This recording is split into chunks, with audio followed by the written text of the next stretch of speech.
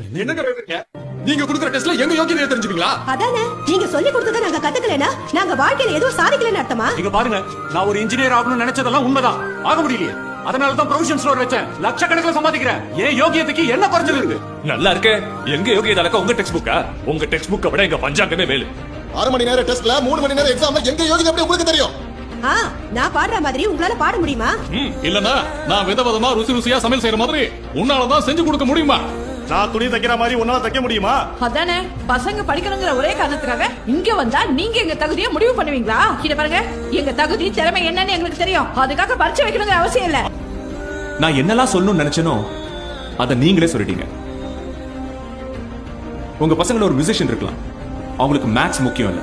ஒரு நல்ல ஆண்டர்பிரனர் இருக்கலாம், அவங்களுக்கு இங்கிலீஷ் லிட்டரேச்சர் அவசியமே இல்ல. பெரிய டான்சர் இருக்கலாம், அவங்களுக்கு கெமிஸ்ட்ரி தேவை இல்ல.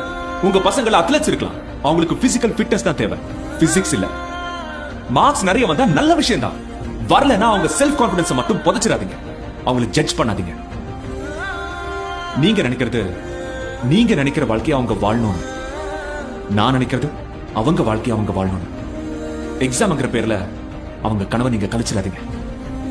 நீங்க உங்க பசங்க நல்லா பாடுவாங்க ஆடுவாங்கன்னு கோச்சிங் கொடுப்பீங்க, ஆனா 10th கிளாஸ் வந்ததும் எல்லாத்தையும் கட் பண்ணுவீங்க. நீங்க கொடுத்தத நீங்களே பறிச்சுப்பீங்க.